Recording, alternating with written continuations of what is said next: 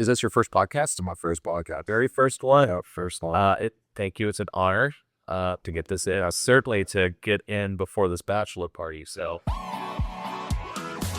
you don't have to live with pain or chronic neuro issues any longer. In this podcast, you will learn how to stabilize your brain, body, and biochemistry for the rest of your life. I'm Dr. Teams, and this is the Neuro Reset Podcast. Hey, everybody. Welcome back to another episode of the Neuro Reset Podcast. We have a special guest today, but being joined with Dr. Rachel and myself. We're going to dive into a very fun case. Functional neurology in practice can be fun, right?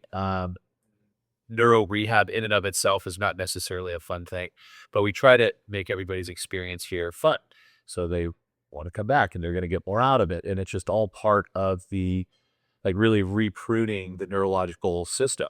And so as a coach, Chris here understands that neurological principle in terms of learning, unlearning, consistency, repetitions, and outcomes, right? So we'll get a little bit of feedback or background from you and see where you're coming from, what brought you here, and then, kind of some of the things that have been going on since you've been here. It hasn't been too long, has it?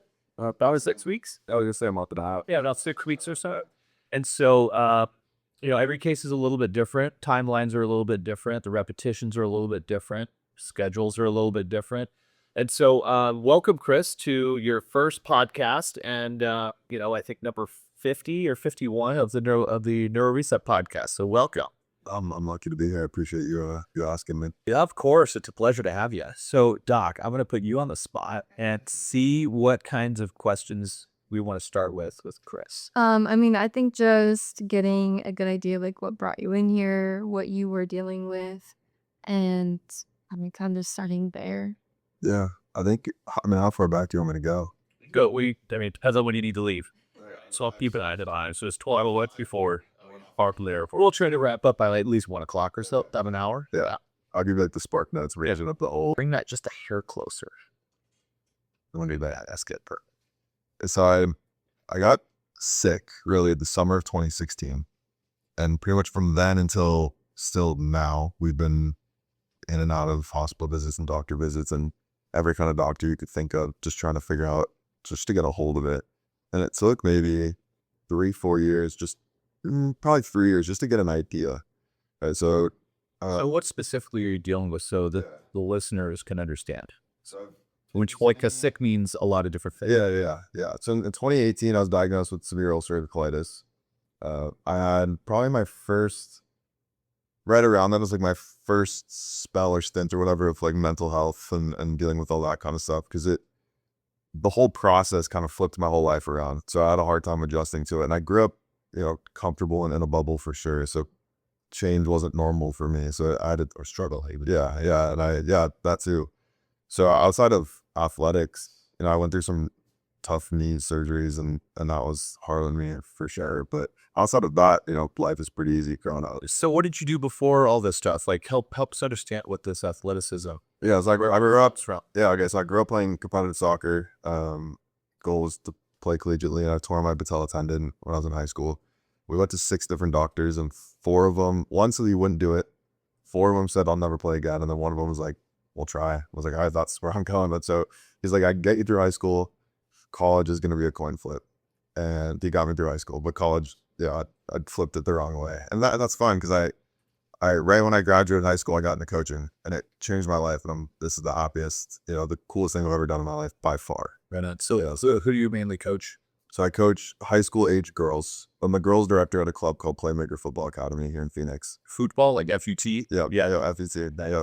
Yeah. We're trying to mimic as much as we can from a European club experience, but the landscape out here is just so different that it's hard to mimic it in all the ways that we want.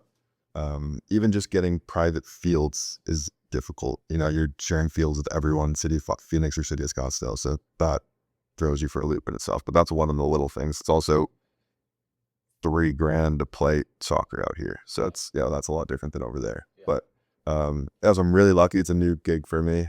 And I work with a lot of cool people and people I've met and friends of mine now. And it was a big change. I've been with my boyhood club for 18 years and then I just moved. And so it's exciting. Is it like years? Yeah, it is. It is. Year, right on. Yeah. And I think kind of going back into the other stuff with the mental health and all that, it's been rewarding for me because I'm taking on a whole new gig, but I'm handling it well, and I think if I tried this 2-3 years ago, I would have crumpled. I was definitely just in my own way and kind of did things that I was cool with. And even just if life threw me a new thing for a day, like I had to go to a doctor's appointment or something, and that wasn't normally in my, my day to day, my anxiety was so bad. Yeah. So it's cool to, be able to come and do things like this where I can sit down in a chair and deep breathe a little bit and get sure. Yeah. So how's it translating from what we're doing into the day to day? I mean, it's been everything. Even just getting introduced to deep breathing and the stuff we do in there, like EWATs there's like instant relief when you do the EWATs. Yeah. And then you get off of if you're doing the Pilates machine or get off the bike and you just feel like a different human, which is good. But awesome. Yeah. So he's describing our exercise with oxygen therapy. So EWOT, EWOT. So it's a 15-minute protocol, mild, sometimes minimal to mild, maybe moderate types of exercise to drive this high concentration of oxygen through your system.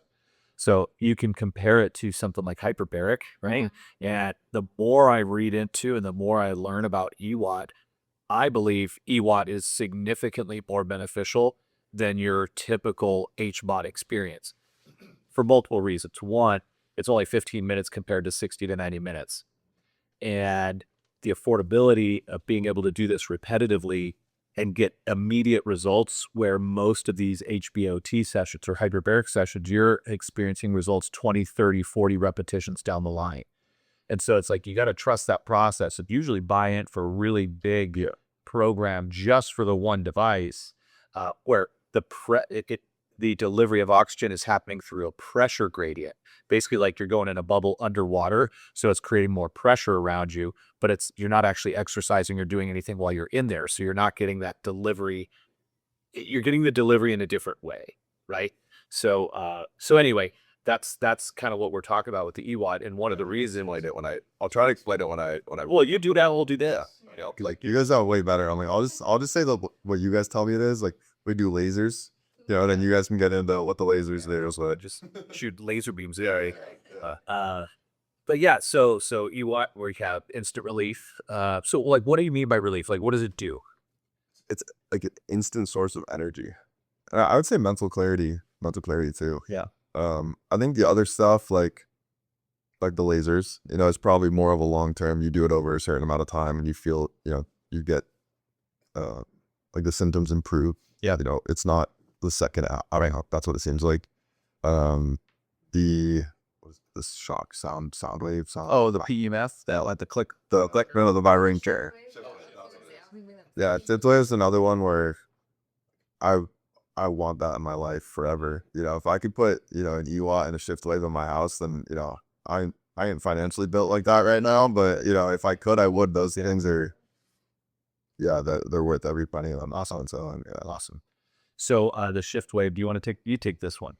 So the shift wave is it's a chair that vibrates, kind of what he was just explaining. And it's an autonomic nervous system retrainer, but it also is something that I like to explain as like a guided meditation. So you have somebody in you're wearing headphones, someone's talking to you through, it basically talks you through exactly what it's doing. But for deep breathing, sometimes you can do ones that's, day at the beach, and so you hear waves crashing and just like helps you relax if that's what your goal is. And then we have options where we can do, if people need more energy, we have options for improving energy as well. Yeah, so there's like different sessions you can do, like different categories, different, I guess you just call them sessions. Yeah. So they can go from like super relaxed state with like no talking to you're flying super relaxed. Yeah. To like get you ready to go. Yeah, right. The one I did yesterday, the peak performance one, that's a good one. Yeah. So which one did that help you do? Was that more up, or was that I was more up? There was like lice, almost rock music in the background, and it controls your breathing. It doesn't talk too much, but the second, I don't know how it notices it, but the second you start like dozing off a little bit, it starts hitting you with like a drum beat or a little bit of something just to keep you focused again. Super cool. Yeah, and I think I'm brand new one. I haven't tried it yet. I've heard of it. Try it. Yeah, so I don't know the science behind it, but it changes your breathing. It's very slow and steady. And then you go the bigger breaths in, slower out, and then it's the opposite. And then it's pretty quick, and then you relax again. And I'm sure that helps something with, giving you, energy. But that's, the science is for you guys. But for me, it worked. So whatever they did, it's awesome. So I would say what he's describing is, as the music goes up, as the vibration goes up, you're also usually inhaling on the up, right? So more vibrate, you're going up and vibration. And so what you're trying to do is the pulse pressure waves or the vibration waves are creating a mechanoreceptor activation that essentially stimulates the nervous system, right? So as it stimulates it more and more, it's starting to activate more of that fight or flight response, which is what we need to get up and go. It drives our focus, our attention, our motivation. It basically drives our, that's what people are doing with coffee every morning, basically. It's waking them up. They're more alert. They can go get stuff done.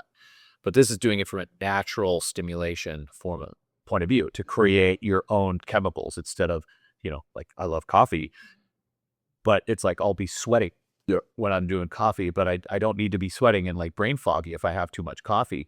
If I do that, it's like, okay, I could turn that off whenever I need to, and you're like good to go.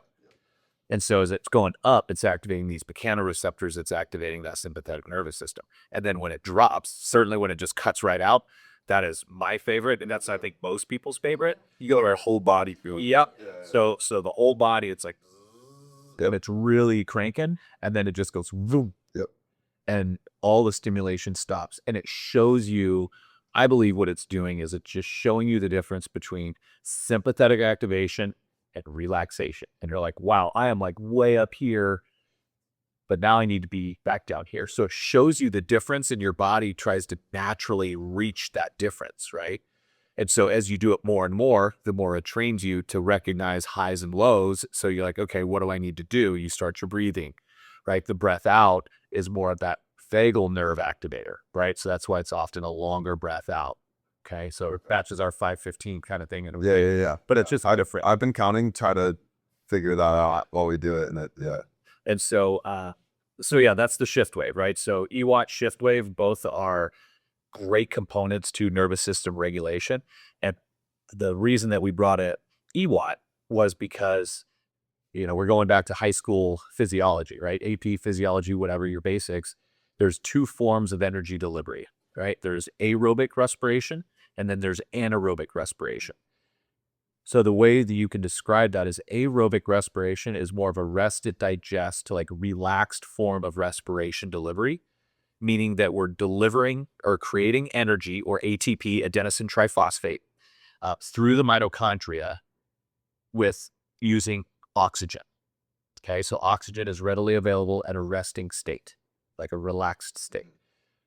On the flip side, when we're running from a bear, right, we're using glucose to create energy.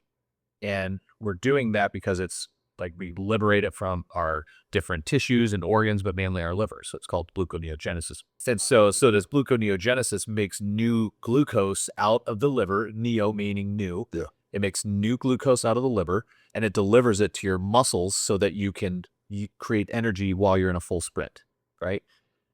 The problem is you only make 2 units of energy for every molecule of glucose compared to 36 to 38 units of energy for every unit of oxygen. So you have like an 18-fold decrease efficiency to create energy under a stressed state. Okay. So when we use EWAT, we're pumping you full of oxygen to help drive that other system, like your efficiency system. Yeah. So when people describe there's this instant boost of energy, like you literally are creating your own energy at a higher rate because you're not using it. Yeah.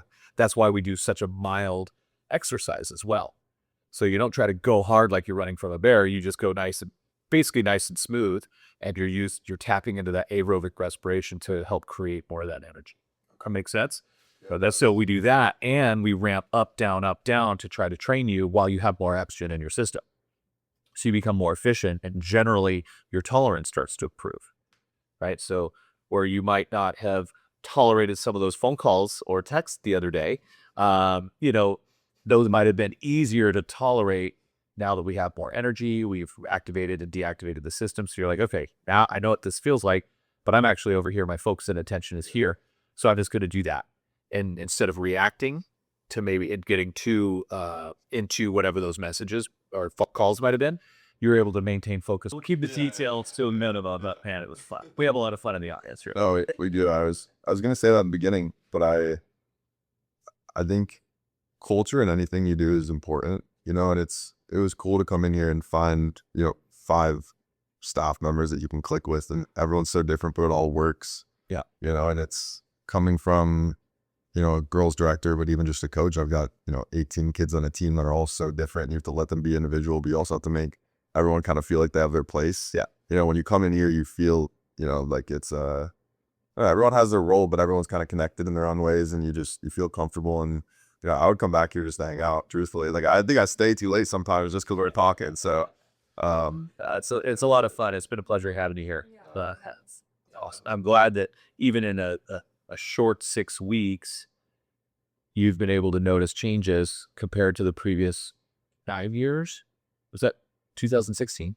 Is that what you said? God, I can't cuss. Holy crap. Yes. Guys. Yeah, Tate drops like S and F bombs. Like, yeah, I was just in our office 2 days ago. So it's refreshing to see here. Yeah. So, okay. So tell us some other things. How do you see this translating into the world of say soccer? Yeah. Right. Because your focus is getting these athletes up to the place where they need to be. Is just playing soccer the only thing that you coach? Right. Yeah. Yeah, so I mean, there's multiple, even what you're just talking about, depending on maintenance and load, we have anaerobic and aerobic, you know, warm-ups and stuff that we do during the week. You know, if we had a long weekend, our Monday session looks a little bit different. So now I'm curious on, you know, how would having them like an EWAT with, I don't work with professional athletes. I'm sure they do things like that. Right. You know, but how would that affect, you know, and how training and recovery and all that kind of works too, because I'm sure it's all connected. So now my brain is just on that. We could absolutely work any of this stuff out. Yes. We can get shit. Yeah, So guys take care of it. It pulls like the right part of my brain that keeps me interested. But I mean, even I would say I think there's like physical and mental and like probably spiritual health, depending on how you want to look at it. And the mental health side for me, doing things like this is awesome. The first thing I noticed, I guess we'll back up a little bit. Even after the first week, my day-to-day, the energy levels increase. You know, but my anxiety also increased because I was able to add more to my day, and I'm the kind of person where the second I can add more to my day, I'm going to add more to my day, and then my anxiety spikes. You know, so over 6 weeks, it was a balance of adding more to my day, having more energy, still trying to function with awful sleep, which is, we'll get there eventually, but, you know, piling a ton of stuff, having a new job. You know, I'm going on a vacation that a year, 2 years ago, I would never been able to go on, you know, for, again, physical and mental health reasons. So there's just been a lot to think about. And I don't know if I'd be going on this trip if I wasn't in here for 6 weeks, truthfully.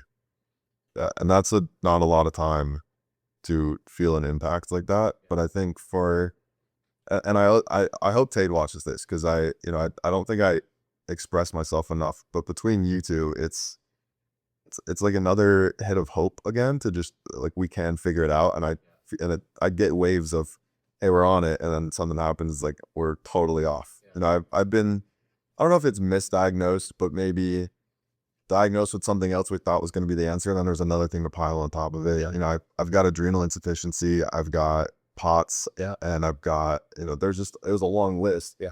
Well, let's we get that laser up. So give me like the top. Try not to go all over the place. Give me like 5. If there's 10, give me 5 to like the top 10 things maybe you've been diagnosed with that either led somewhere or didn't, right? Because there's so many people. I mean, we did a presentation a year or 2 ago. It's like, it's in general 2 to 4 years before somebody gets diagnosed with POTS. Okay. And then I think we all know how long it takes to actually get help with it. What's your diagnosis? So, you know, like, what did your journey look like? I think that's what a lot of people are really looking to hear, right? So originally started out with UC. Yeah, so it's the summer going into my freshman year of college, and we thought it was just maybe like I was sick with something, and it was starting to get better. This was through July. August hits, I go to school, and I mean, there was days I couldn't even get out of bed. Like, I was very lucky my freshman year where I had a good friend of mine. She lived in the same, what do you call it? Dorm. Yeah, same dorm room. And we had a very similar schedule, and she would go to class, take notes and take my clicker for attendance, and then come back and teach me everything they learned. And then I would take my tests from, a lot of tests were online, so I could take all my tests from my dorm room, but I couldn't even get to class. The days I get to class, I would get there and then I'd sit down in my chair, and I felt so sick that I wasn't even paying attention. And I dropped like all my electives and just took my main courses. And then the whole time I'm in and out of, like, I'm pretty much living at home at this point. I'm in and out of, doctor's appointments. And I had my first panic attack when I was like 2 a.m. when I'm in the dorm, and I call my dad and I'm like, hey, don't freak out. Like, I can't breathe, and I thought I was dying or having a heart attack or something. And then, we get there and they're like, you're having a panic attack. And I was like, that was awful. That was the worst thing that I've ever been through. So that was, I can only imagine for my dad what that was like. And thank God we don't live too far away. He was probably there in 25 minutes. It felt like 3 hours. But so then he would drive me to class, and my parents would walk me to class because I couldn't even feel like I could walk there, and I think a lot of that at the time was, I think it was POTS. But we didn't know about it. We were cutting diet. So I did about, let me think here. I did about 22 months of gluten-free, 18 months or something of dairy-free, almost 2 years of no alcohol. Did it make any difference? No. Okay, so we know that inflammatory cascade at that level either wasn't enough to make change or it wasn't the problem. Yeah, exactly. And they're cutting out gluten and dairy and alcohol has benefits, but it wasn't like a life-changing, like, all my symptoms are gone. So then we, at the same time, I'm getting a ton of blood work. My body was creating 0 cortisol, and it was creating melatonin like in the middle of the day and not at night. Right. There's just a ton of hormonal things like that were going on. So I get diagnosed with adrenal insufficiency. I was like right on the cusp of, I want to say it's called Addison's, but there was like one symptom I didn't have, and they're like, well, we can't really say you have it unless you have that one small thing. So, but very similar. Was on a steroid for 5 years, maybe. Gained a ton of weight. My skin still is very like sensitive. Just got a lot of symptoms from that, and I ended up From the so I took hydrocortisone. Okay. Yeah, but I hated it. I didn't like how I felt on it. My diet would, or my sense of appetite would change all the time. Some days I couldn't eat. Some days I couldn't stop eating. It changes your metabolism, a lot of things. So my goal is to get off of it, and we tried probably for like 2.5 years. And then eventually I just told myself, like, I'm getting off of it no matter what. And I had full like drug withdrawals, like trying to get off of it. I was like dripping in sweat. I had headaches all the time. I had mood swings. It made my mental health so much worse, but it was almost worse on it because I'm not used to being overweight. And that was the whole thing in itself. Long story short, we get off of it. My body's just creating cortisol now. Don't know how or why, but we got off the steroid. And When was that? probably about a year ago. Okay. Yeah, about a year ago, maybe a little longer than that. But you have to very slowly get off of it. And I was taking, not a lot, but I was taking a decent amount, so it took a while. And this is while I'm working outside, doing all these things that you shouldn't be doing or they tell you not to be doing when you're doing all that. So that Just got slowed it down. Yeah, it slowed it down a little bit. I'm trying to think that so that weaning off, right? yeah, so I got off of it, but I felt the same when I was on it when I was off of it. So we kind of had a feeling maybe it wasn't a misdiagnosis, but there was something else going on. And then I weighed about 229 is the heaviest I weighed myself. I'm like 189, 190 now. And that was about a year of just getting off steroid and changing my whole diet. I'm in the gym 3-4 days a week now. I think I'm less stressed for the most part, and you gain a lot of weight when you're stressed, and I could feel it. So I was having a lot of heart problems, and I was trying to go on a hike. We were going to hike. My family went and hiked Havasupai and down to the Grand Canyon. And I was trying to train for it because I was out of shape, and I couldn't even walk more than, it was like 1.5 minutes into a walk, and my heart rate was over 100. By 6 minutes, it was like 150, and I think we got to about 9-10 minutes of a walk, and I'm at like 180. And I'd have to sit there, my blood pressure, I think my blood pressure would drop. I'd get lightheaded, nearly pass out. Did pass out a couple times. And so a good friend of mine that I grew up with, her dad is a cardiologist, and I called her and I said, hey, and her dad's booked out, for a while. So I got very lucky. I said, hey, I need to get in. I don't know what's going on. The next day, like 8 a.m. I was in, and he was booked out for like almost a year, which was awesome. Cause the goal at the time was I have a couple months to get ready. If I see him, I can get ready I didn't get ready by obviously 5, but he diagnosed me with POTS, sent me to a POTS specialist, got a good idea of what I was working with. But like, as you and I talk about, salt and a beta blocker only goes so far. Should I explain that? Sure. When you, you would have more knowledge on this, but You just tell your story. okay. Yeah, I was told if you increase your salt intake, you get on a beta blocker and you lose weight, you'll feel a lot better. It's like, okay, so I did. I felt a lot better, but my day-to-day was still not where I wanted it to be. Then kind of connecting all the dots now, my cousin's best friend goes to TADE. And a lot of these different things I had going on, I felt like they were almost connected, and they all happen at the same time. A lot of the symptoms are similar. You see flare-ups and POTS when it's bad have similar, they line up, even with adrenal insufficiency. I read somewhere that adrenal insufficiency is often a misdiagnosis for POTS. So, there's just a lot of connections, and TADE is amazing at figuring that stuff out. So I'd go in there. One of my favorite people I've ever met in this whole process. It's impossible to be in a low mood when you go in there. And she's so herself, and you feel like you're talking to someone that's on like a level playing field, even though she's like so much experience and knowledge. So it's really cool you go in there. Then she was like, you gotta go see teams. And I was like, I trust you. Yeah, I was open to, I think when I went into her, I was kind of like, whatever she tells me, we're just going to try it. And then I came in here and I felt like it was just like hope again. Yeah. Between you two, we'd get on at least a track where I could get through I think I'm like a higher functioning human being in the way of, I don't like being at home, but it became a comfort zone because I was, like, Your world gets smaller when you feel like crap. yeah, I probably went through a year and a half of, I could count on my hands how many times I left the house, for things that I wanted to go and do, so, and for me to be all through high school, I was, an athlete. I was involved in our student section. I was at every sporting event. I was out every weekend. I was never home. Like, I'd get home from school and then drop my bag off and I'd be out of the house, and so for that to just switch, I think I'm going to go to college, join a frat, like, have the normal college experience. I had zero college experience. I never went to one college party, or like, I don't think I met a new friend in college, or couldn't even take classes that were interesting to me because nothing was interesting at the time, and so that was a complete change in my world, I guess. I had to kind of reevaluate, who I am, or what, like, I couldn't play soccer at all, which was probably the worst part of all of it.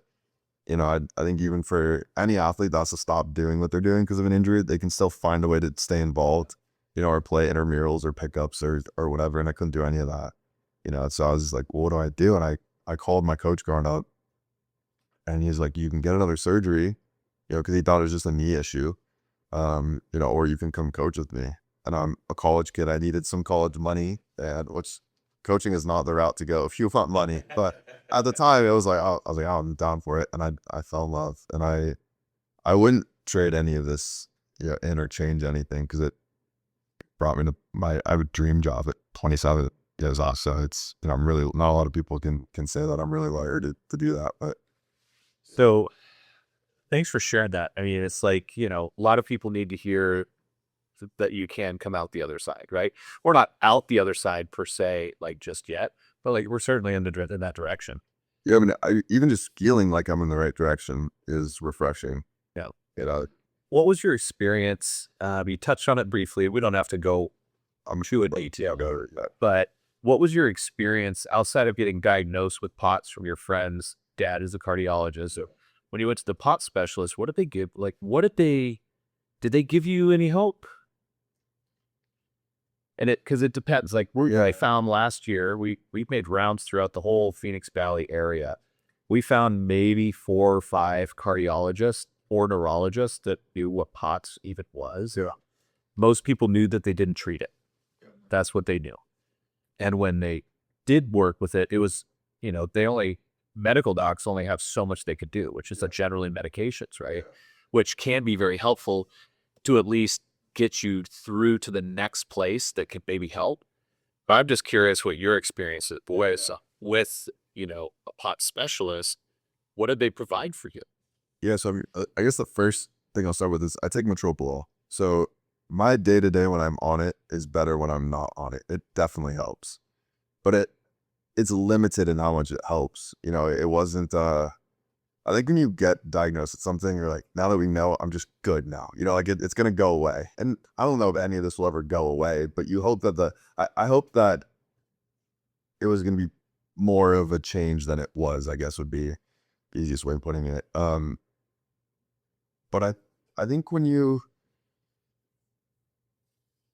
get put on a beta blocker and they tell you to take in more salt, take an electrolyte thing in the morning, lose some weight, you feel like once you do all that, you're good to go. Yeah, and that's not how it, or at least it's not for me. I hope for everyone else that is how it is. And maybe I'm like the one-off case, but it sounds like the more we talk, it's not. Yeah, I'm not the one-off. No, You're pretty common. Yeah, Very common. yeah. So I think for what it did, it made a difference. But I'm not someone like usually settles for, I'm just okay now. I want to be back to like, Hey, how weird, but You've got the okayest soccer team.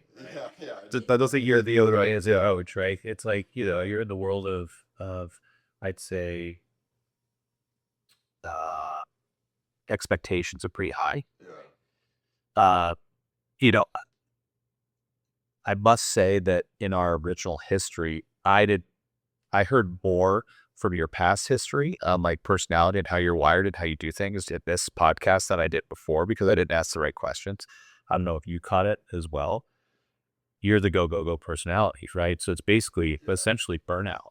I think I'm at my core a go personality, but for almost 8-9 years of my life, I haven't been like that. And there was a good chunk of it where I was just a stay at home, like played video games and didn't leave my room kind of thing. But it wasn't me. It was like mental health just took over, or for physical health. Like when I get a UC flare up, I can't do anything, and now that I'm feeling more myself again, and now I'm getting like the itch of like I can just do something all day, and I still can't, but I tell myself I can, and not alone is powerful, so it's not just an okay soccer team. It doesn't sit right. Right. And you want to perform at your highest level possible, right? But going back to that whole energy story, right? You've got to get your nervous system back in shape too. Yeah. So like as Doc and I are working with you, we're like, hey, let's do this instead of that. Hey, let's do this instead of this. Let's keep going with this. Let's keep making this stronger. And a lot of people, we hear it a lot, actually. They're like, I want to get back to who I was. So my question is, do you really? Because a lot of times there's this personality and burnout situation that caused some of this in the first place. So do we want to go back and do that? That's the question, right? Yeah. Because a lot of people ask, well, is this permanent? Well, yeah, it can be. Absolutely can be. But you've got to do things to create permanency, right? So on one hand, you can't just break yourself down all the time. And we had it with another one of your patients just this morning. Since day one, she's basically been feeling more energy. And I'm like, okay, get ready, because you're going to feel so good one day that you're going to go do all the things. Yeah. And then you're going to crash. It is what it is, right? And so then we just got to have some downtime, some recovery, and then get back to it, right? So we know the next 30 days for you are going to be crazy, which is great, because, you wouldn't even be going on the trip. You weren't good at shape. Not a chance I would go. Like my cousins are still giving me shit for like, when you're gonna bail, we're leaving tonight, because I did for a long time. Whether it was I thought I could do it, and then mentally, I was like, no, you can't, and I was like, yeah, you're right, and then I didn't go. Or just physical health. Anyone that's deals with any kind of UC or gut issue is, Traveling, it's hard. Yeah, it's so difficult. Travel was very difficult, right? So when you go all the way back, right? You're like, I was going all the time. I was playing sports. I would come home, drop my bag off there, be out of the house, right? Pretty much. So like in a way, other than just laying down to go to sleep, you literally never took a break. Yeah, other than that, Or how long, right? if I was at home, I grew up playing video games. Yeah. You know, so even then I look at it now and I'm like, well, I wasn't even relaxing, you know, and I'm a hyper competitive person. So, you know, Right. I'm not like sitting there, you know, like laid back in my bed, you know, I'm locked in on it. Right. So, So you leverage, and that's usually the difference between higher level athletes and those that never went or could play at another level, is how they can tune their nervous system, right? So people under stressful situations actually do better, right? That's usually who keeps going higher and higher. So on one hand, you're wired to activate your fight or flight system a little bit, but there was also no recovery time either.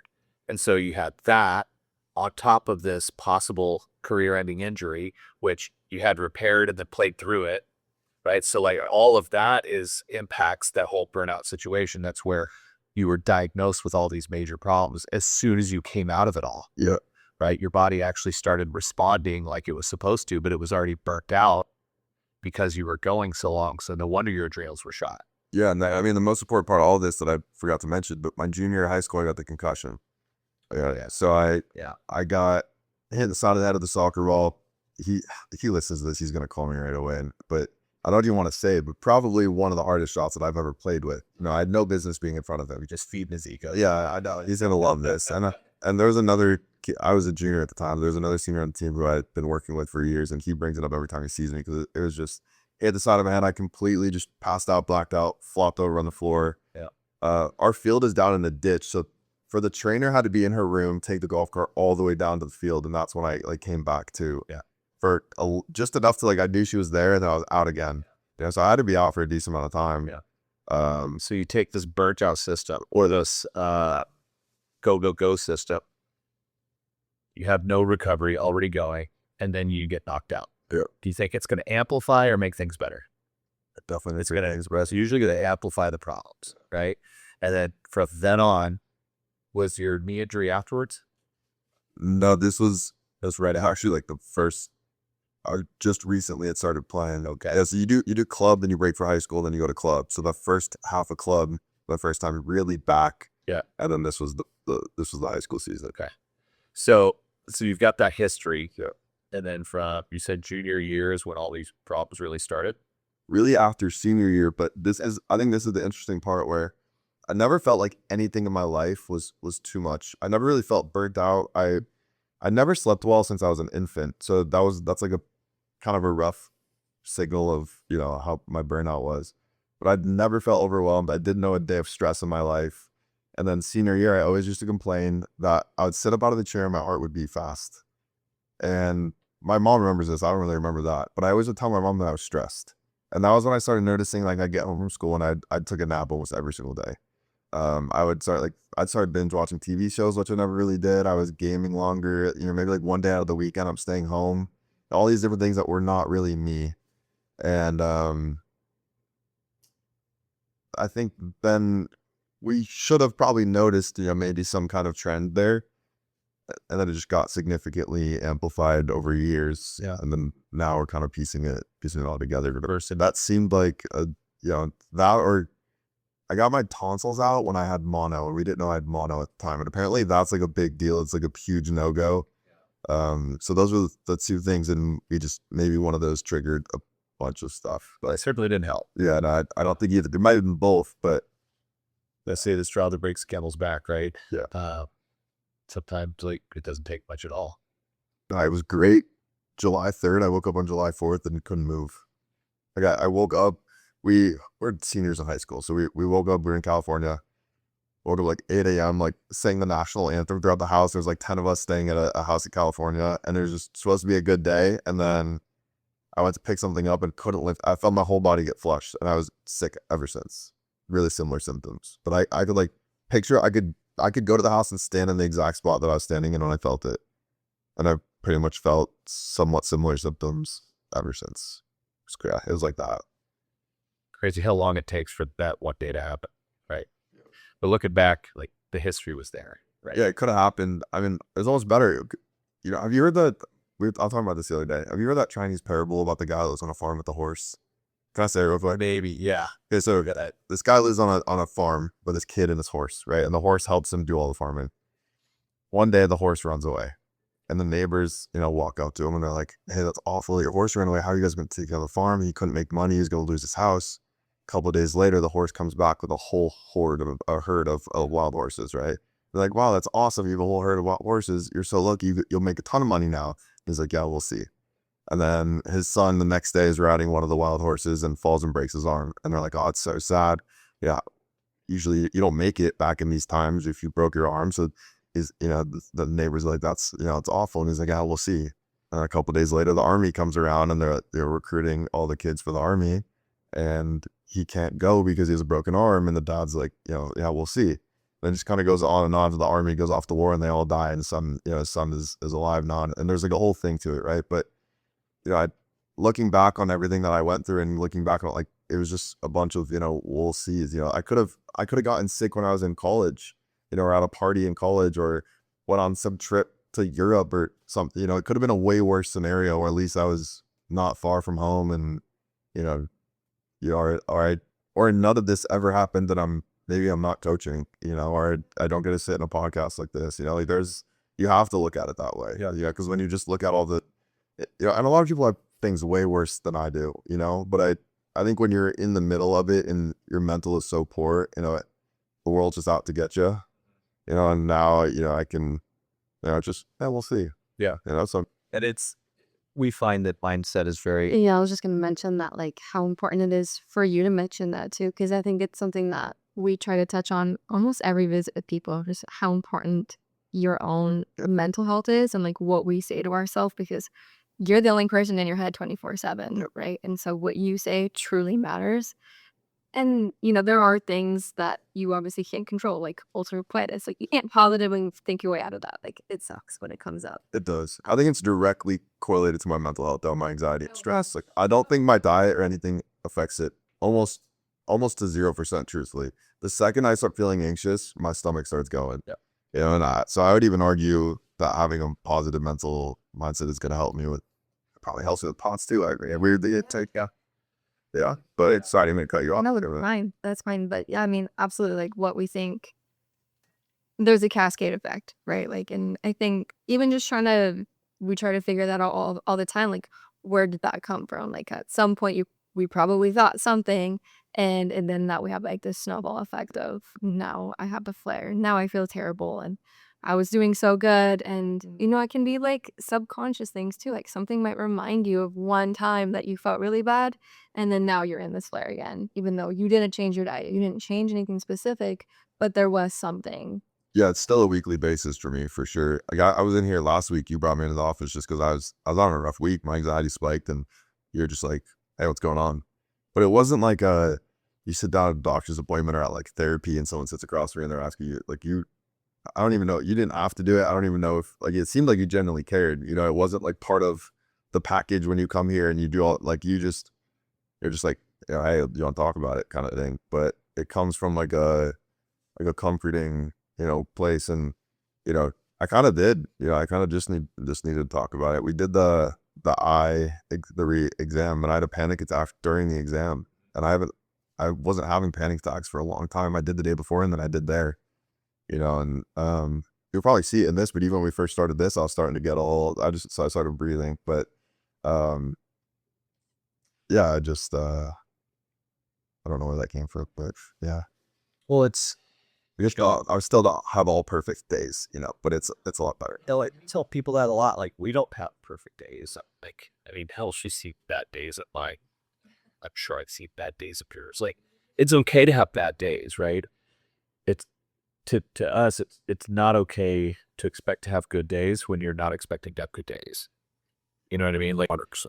Like, a lot of times we'll say when people first come in, it's like, well, and we don't mean it in like a bad way, but it's like, how's that working for you? Like, we got to do something different if we're going to expect a different result. And so we do, right? We give you things to do, whereas wait and see doesn't work so well. Yeah. We'll just take these and you'll be fine. When you're not, like, it just alters your chemical, but it doesn't change your state of mind. right? It doesn't change your habits. It doesn't change your patterns. It doesn't change your, what you should be doing that's more conducive to healing versus what's less conducive to healing, right? Like anxiety is an end result of something, right? But it can also cause other things, right? So if you're taking something for anxiety, you're only meeting it halfway. Like we got to get all the way around to that root cause, which in this case probably is going to be more like that go, go, go personality. So you can't shut your mind off, probably because you could never sleep. So there's probably some genetic issues there, which we probably need to support. But if we're getting results now, like we don't need to mess with anything until we maybe start slowing down. And then once I plateau, and then we go to the next step there, which allows us to get a little more chemical energy, so to speak, and efficiency. Then we can go back to the rehab. So it's almost like stepping stone. Lane A gets you to lane B, and then Tade maybe is like, okay, well, I'll take you the rest of the way, and then we go back and forth, right? And she's been a patient here before, and she knows exactly what it takes. She knows, and that's why she sent so many people here. To have the, originally when we opened up here, it was brain, body, and biochemistry. I didn't want to do biochemistry anymore. So we partner with other really good practitioners who understand it so that we could say, hey, we're sending you this person, do what you do. It's like, I don't even need to ask anymore. It's like, hey, just sent you a patient. It's like, cool.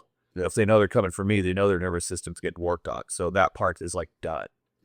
Like I don't even talk about running labs or looking at things when they're seeing somebody like Tay. But it was because she's very comprehensive. She's got you taken care of. So we were very quick into the meeting, and she was just like, you gotta go see teams.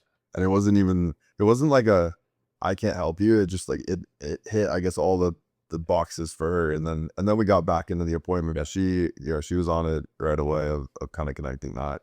But I mean, adding to it, I think there's a quote that like applies to this, but it's the magic you're looking for is in the work you're avoiding to do, or the work that you're avoiding or not doing or whatever. And I think a lot of that goes back to the mindset side of, you can get comfortable and you can wake up every day and say, hey, this is going to be a bad day, or you can like deep down, I think everyone intrinsically like knows what they have to do to like get over a slump or get over something.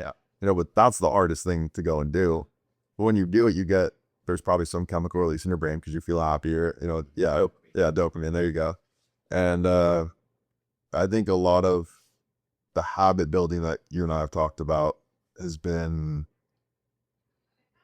it's something that when I'm done here will always be a part of my life, right? And from a coach perspective, I don't give a shit how I have these kids playing college or going and play pro or, whatever, as long as, whatever the habits that we built and the right, like as long as they serve them. If they're just like a proper human being when they're older and they find their dream job at 27 or whatever it is, then like I want to do. I'm so happy.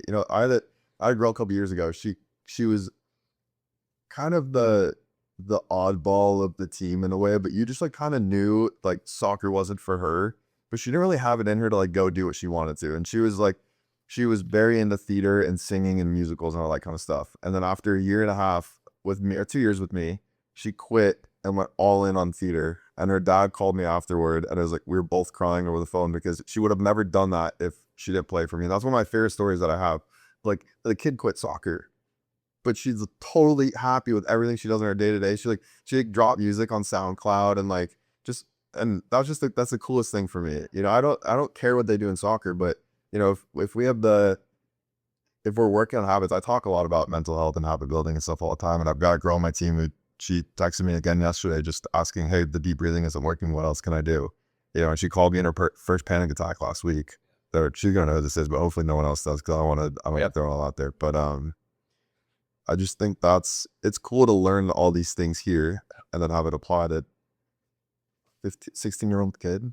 Like I hate hearing it, but something did something right where she called me and then and we got her she's building habits now. She's going on walks in the morning and she's taking her mindset's a little differently. She's going on a huge family vacation and she's a little more excited about it now because she's she knows how to handle it. She has a panic attack. But that's habits. That's cool. And Carlos, from someone that can like learn from you guys and apply that to the most passionate and important parts of my life is like I owe you guys way more flowers than the ones that are on the counter over there. Yeah, it's the coolest thing for me. For us, it's been a lot of fun, because you do have that ability to put on a smile, even if you're not feeling good. Hey, what you learn, because having to do that, I would assume that it's a lot nicer to feel a lot better and it to match that smile a lot more, And so, I know we've still got some work to do because we're dealing with probably 10 to 15, 20 years worth of the nervous system dysregulation, which is why generally we talk in the 3 to 6 month time frame for most of these people, because most people have had stuff going on 5, 10 plus years or 20 years. Some people 40, 50 years, like we've got people in their 60s that are dysregulated. They're like, I was abused as a child. And it's like, we got 60 years of trauma that we're unraveling, but all we're trying to do is get the nervous system to not overreact, right? And that may be the first step. And if they have more time and they have some resources to work with, then we can get them the next step and so on and so forth. But just moving the needle closer to healing is all we need to do, because the body is totally capable of taking care of it itself, right? Like the girl you were talking about with theater. Yeah. All you had to do was get her to a point where she was able to make a decision, and then she's never been happier, right? And it's So actually, leading a horse to water. I probably check in after this, because it's been a while since she graduated probably. Probably graduated high school now. So now that I think about it, but hopefully she's got some crazy theater school in like New York City doing Broadway. What's the what in New York? Juilliard. Yeah. one of those. That'd be awesome. She's so dope for it. But yeah, it's like you lead a horse to water, but you can't make it drink. Yeah. You can give them all the tools, but if they walk through that door, it's just like, holy cow, like you did it. Yeah. And then a lot of times, like you said, like you don't see them again. But those are some of the best cases. You have to deal with that on a daily, weekly basis of having clients that you've had for X amount of time, and then they walk out the door the last time, and And you don't know that you don't often know what the last time's gonna be. Yeah. And so it's like you have a lot of pieces of you like kind of out and about. I've been doing this 12 years now. Oh yeah, and you're all over. And so it's like, there's people who like go back to high school because they never actually got to finish high school as an adult. So, it's like I was living at home until I was 27, and now I'm working, and it's like the whole world is like my oyster now. Yeah. And it's like, just those are the coolest things. We had somebody pop by maybe last year. They were on their way to the airport, and they just happened to, they totally surprised me. Came in, I was like, oh my God. And I'd worked with them, was 5 years before. And they're like, oh, I'm doing great. I was just on vacation back here in Arizona. I'm living in another state now, married. I was like, this is awesome. So, just, we are lucky in the sense that we get to work with people every day. And, as an athlete, doing things at a high level can become an identity, right? And so I'm learning now at 40, your identity being, tied into working with people can be great to the point where until it starts affecting your health, right? And so my stress comes when people don't get better. Yeah. Like she'll tell you, she's like, would you stop it? Like it happens. Yeah. And you can't help everybody, but we can sure try. Yeah. And so there's sometimes when you gotta, cut bait and be like, listen, maybe this isn't the right fit, at least right now. So it saves them a bunch of time and money. It saves us a ton of stress. Like I didn't sleep last night for a specific reason. We covered that, and it's, it happens. Like there's high risk, high reward in this kind of business because you work with some really talented individuals, high performing individuals, and very delicate individuals all at the same time. So you learn. You may never learn to be fully okay with it, but like even with her, I'm just, I'm telling her like, who else is going to help this person? Yep. And so we at least give it a shot. And so we have a lot of people ask us the same thing, like, can you help me? Don't know, but the history sounds like can't. Let's do an exam and see, like every good outcome has started with an exam. So let's start with that, see what we can build out of it. And maybe we're just a piece of the puzzle. Maybe we're the whole thing. Who knows? We don't know until we check it out. So anyway, we're getting close to our time. Been about 45, maybe 50 minutes here. Those are fun. So, you're natural at this. You're going to do great with your own podcasting. But of course, it's just be yourself. the other person's going to tell a lot of their story. You might do some of the coaching stuff like we did. That's like, you just tell and explain all about it. Yeah, I'm already commenting on this. I feel like I talked way too much. Then here, I want to like drill you guys if so many questions. You're like curious, but like I also have work to do, and When your podcast opens out, yeah, you guys will. yeah, you'll host us at something. Absolutely. Thank you. It'll be weird. Decided it. So, do you have anything, any pieces of advice based on either your experience here or in your world of on your road to recovery? Yeah. Like, what's one thing you would share to help maybe get people moving in the right direction? That's other than breathing, right? Because that's what everybody says when they're off this. Yeah, I mean, breathing's life changing, but I think all